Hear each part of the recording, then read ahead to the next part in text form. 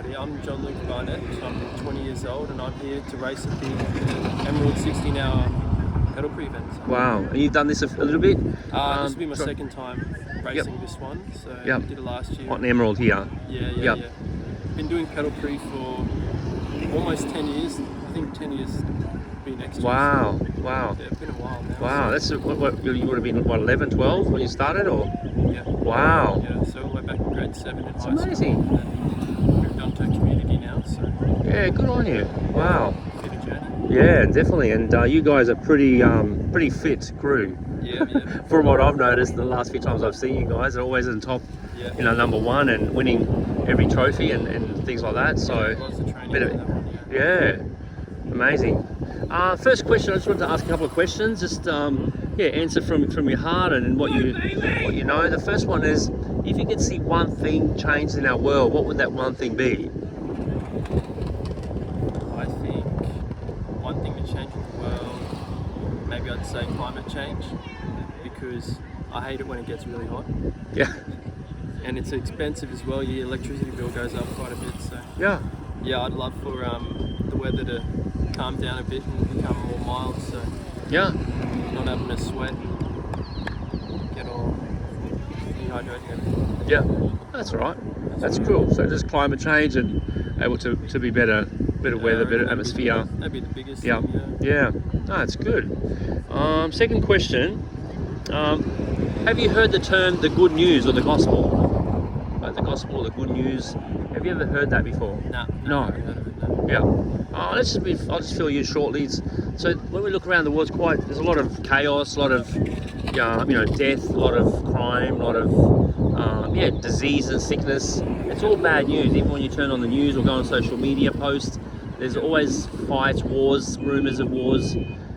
So that's bad news. But the good news, according to the Bible, is that Jesus came to save us from sin and to give us an identity change. So we can be transformed and we can bring transformation in our society. So that's the good news. That's that Jesus Christ came at the right time. He came and they were crucified, and the Romans put him on a cross. He died, they put him in the tomb, and 3 days later, by the power of God, he was raised from the dead. Nobody can explain how that happened, but it just happened. Cool. So the third question I want to ask you, in terms of, disciple or a Christian, have you met in your life a Christian or a disciple? And what do they look like to you? Or what would you say the term Christian or disciple means to you? For me, I've got a couple of friends who are Christian. I'd say, to me, someone who's Christian, I'd say looks like a friend. Yeah. Yep. They look like, just come in all different ages, shapes, sizes, everything. Yep. Cool. And being a Christian disciple, what would you say, in your view, maybe Christians are pretty bad at lousy at doing? Like, what would you say? There's certain people outside of the Christian circles that they view the church or the people of God, or they have a bit of a negative view. What would that be from your perspective? Or I think maybe just the way some people present their beliefs to others, I'd say would be one of the things I'd notice the most. Some people I think they go about it in a pretty smart way, pretty good way, but some people just push it pretty hard, even if someone said they're not, that's not what they're interested in, or it's not what they want to focus on. Sometimes some people just push it a little too far, but I'd say that's the biggest thing that I'd notice. Would you say, and this is the second last question, would you say the Bible has relevance to, in the 21st century, this generation that we live in? Do you think it has any relevance in today's world? I think it can. And why or why not? I reckon it does, because there's lots of different ways to interpret it all. And, it definitely gives structure to a lot of people's lives and influences their decisions. And I think there's always a place for that in the world. It's always nice to have a bit of guidance when you need it. But overall I'd say it does. Have a place in the world. Have you been to a Christian school or anything like that? Or I went to a public school. Public school? No, no Christian. No, okay. I just was wondering where where did you come up with? Because I know the Bible, sometimes people gets a little bit like, oh, it's just another book. It's a historical book. There's no relevance. It's someone's written it thousands of years ago. Why would it be relevant today? But what you said is actually quite different than what other people have been saying about the Bible. So, no, that's awesome. Thank you for that. And No worries. the last question: what if you knew there was a heaven and hell? How would you live your life different in the light of that? And if there was a hell, a literal hell and a literal heaven, how would you live today in a different way to maybe one day, because we all want to go to heaven, how would you live differently?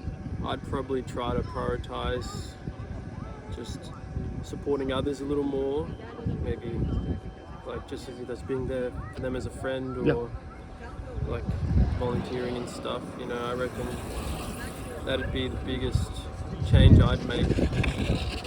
But otherwise, not too much else. Yeah. I think always try to be mindful of others, I suppose. Yeah. Yeah, that's it. Yep. That's awesome, mate. And look, I just wanted to finish off with, if today was the last day you were on Earth, what would you think you'll spend your time doing? If it was your last day on Earth, there was no more after today, what would you spend your time doing on your last day on Earth? Probably just go out and be in some nature, maybe. Yeah.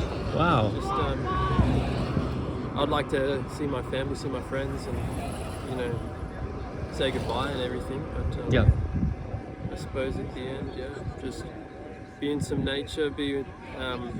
You love nature. You love being around and. Yeah, it's always nice to go camping and all that stuff. Nice to get away from the busyness of life. Yeah.